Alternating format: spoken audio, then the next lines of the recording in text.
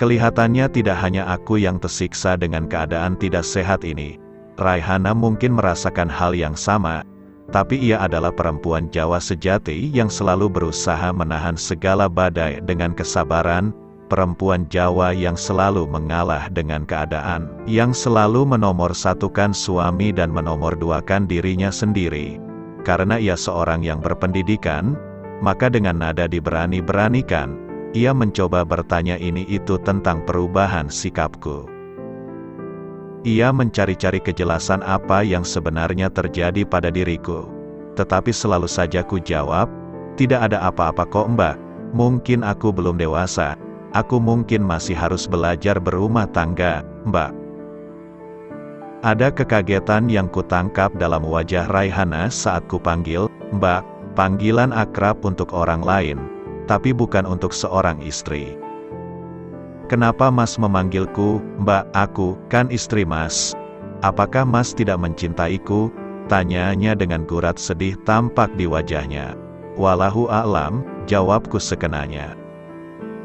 Dan dengan mata berkaca-kaca Raihana diam, menunduk.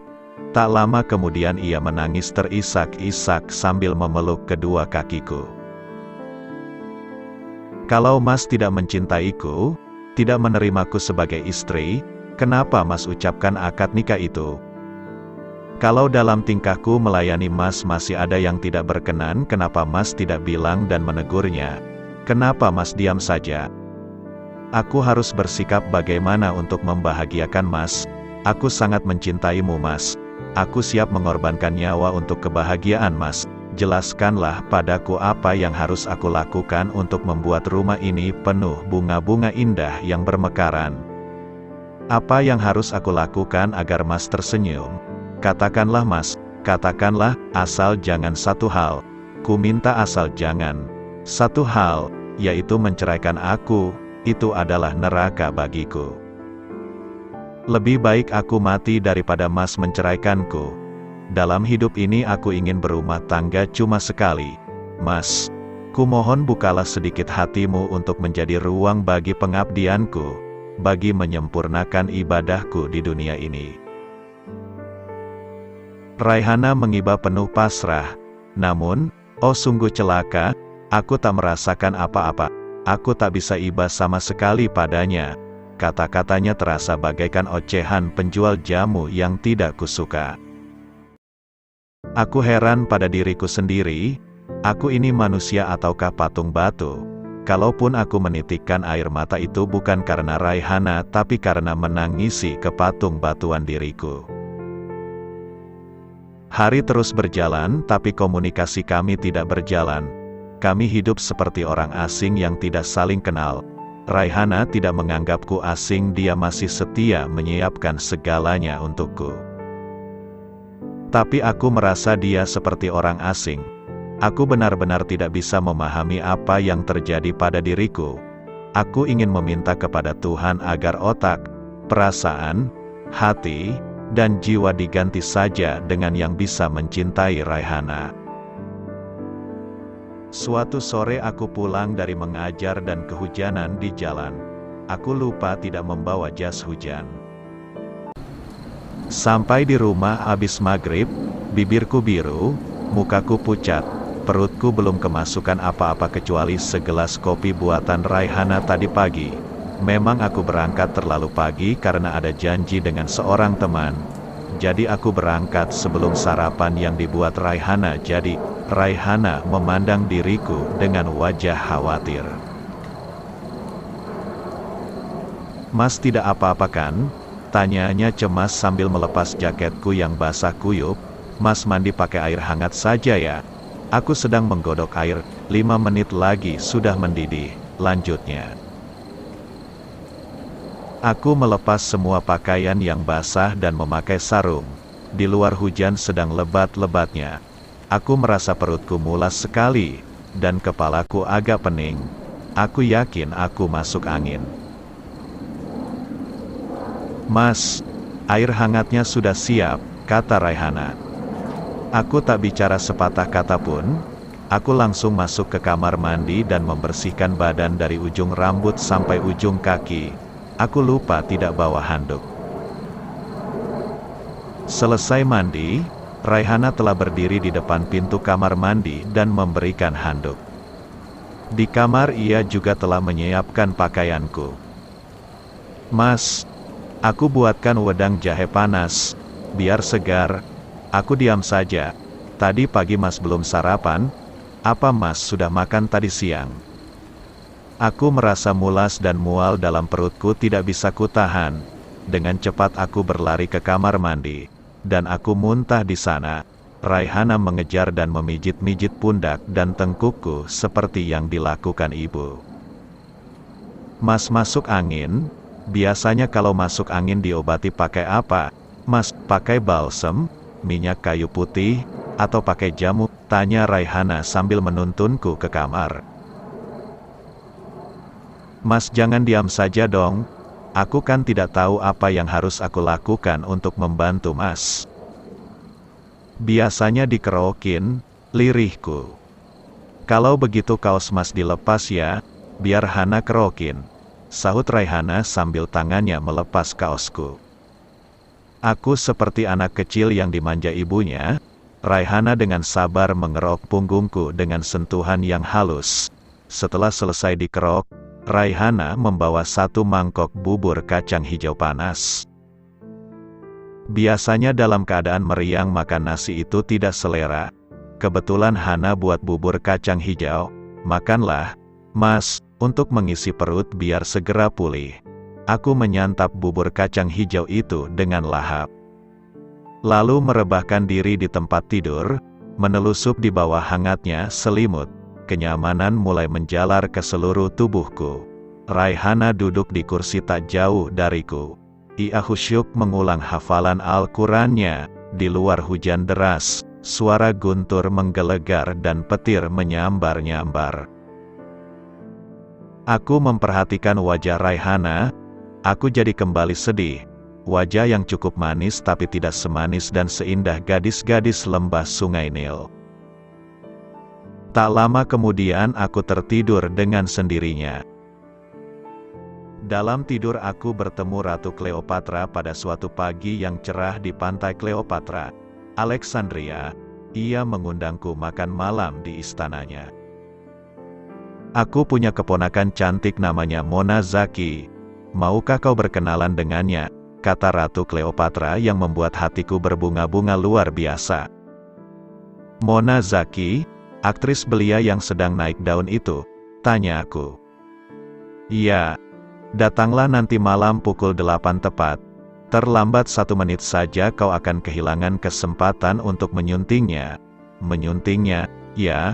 Dia meminta padaku untuk mencarikan pangeran untuknya. Aku melihat kamu adalah orang yang cocok. Tapi aku ingin tahu komitmen dan tanggung jawabmu. Jika kau datang terlambat maka kau bukan orang yang bisa bertanggung jawab. Apa kau tidak mau menyuntingnya?" "Mau. Tapi kenapa? Dia tidak pakai jilbab? Asal kau mau, semua bisa diatur." "Baiklah, saya akan datang. Ingat jam 8 tepat, jangan khawatir." Aku mempersiapkan segalanya. Aku membeli setelan jas terbaik, dan aku pergi ke salon. Pukul 7 malam aku sudah berada di dalam mobil limousin, meluncur di atas jalan El Gaish menuju istana Cleopatra di kawasan El Manshia. Aku melewati jembatan Stanley. Keindahan malam kota Alexandria menambah suasana bahagia dalam hati. Limousin terus meluncur. Mercusuar pelabuhan Alexandria kelihatan. Benteng El Silsila juga tampak tak jauh di depan. Tak lama lagi akan sampai di istana Ratu Cleopatra. Wajah Mona Zaki terbayang di mata. Dia memang cantik, tak kalah dengan Ratu Cleopatra. Tepat pukul 7.50 aku sampai di gerbang istana Cleopatra yang megah. Pintu gerbang dibuka. Limousin masuk istana yang indah itu. Aku turun dari mobil. Seorang pengawal yang gagah membawaku menuju bangsal utama. Hatiku bergetar luar biasa. Aku akan bertemu Mona Zaki dan menyuntingnya. Di sana Ratu Cleopatra sudah menunggu bersama Mona Zaki dan kedua orang tuanya. Ratu juga telah mengundang Mazun Syari. Beliau juga telah menyiapkan pesta yang mewah setelah akad nikah. Anda sangat beruntung orang Indonesia. Anda beruntung dipilih oleh Ratu Cleopatra untuk menjadi pendamping keponakannya. Dan Anda telah beruntung datang tepat pada waktunya. Selamat ya, kata pengawal itu sambil berjalan menuju bangsal utama. Dari kejauhan aku melihat Ratu Cleopatra duduk di singgasananya. Di samping kanannya ada seorang putri sangat jelita memakai gaun pengantin yang sangat indah. Itukah Mona Zaki? Hatiku bergetar hebat. Jika aku berada di Jawa, sangat tidak mungkin berkenalan dengan putri Keraton Solo atau Yogyakarta, apalagi menyunting mereka. Kini, aku tinggal menunggu hitungan menit saja akan menyunting putri tercantik di Mesir, keponakan Ratu Cleopatra.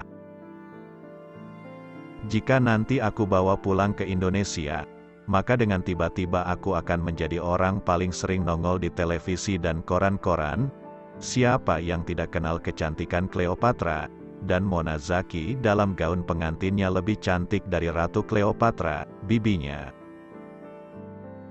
Sampai di bangsal aku mengucapkan salam. Mona Zaki tersenyum padaku. Ada satu kursi masih kosong, tepat di samping kanan Mona Zaki. Duduklah di kursi pelaminan di samping Mona Zaki. Sang ratu mempersilakan aku menduduki kursi yang berhias berlian itu. Aku melangkah maju. Aku akan duduk di samping Mona Zaki. Hidup ini begitu indahnya. Belum sempat duduk, tiba-tiba, "Mas, bangun mas, sudah jam 3:30, kau belum sholat Isya." Raihana mengguncang tubuhku. Aku terbangun dengan perasaan kecewa luar biasa. Tidak jadi menyunting Mona Zaki, keponakan Cleopatra. Aku menatap Raihana dengan perasaan jengkel dan tidak suka.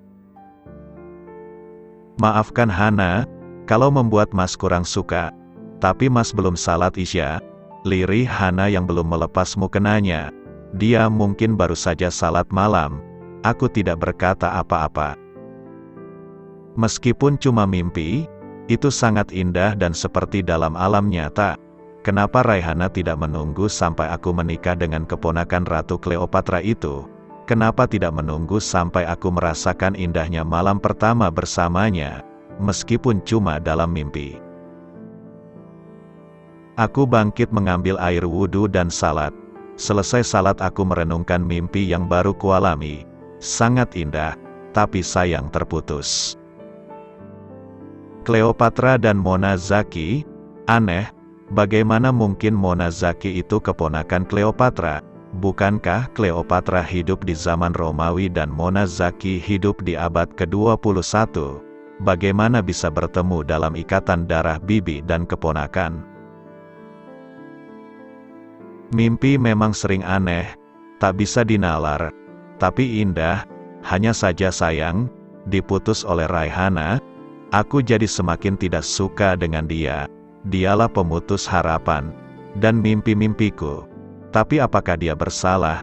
Bukankah dia justru berbuat baik membangunkan aku untuk salat, jika sudah berkaitan dengan cinta dan mimpi?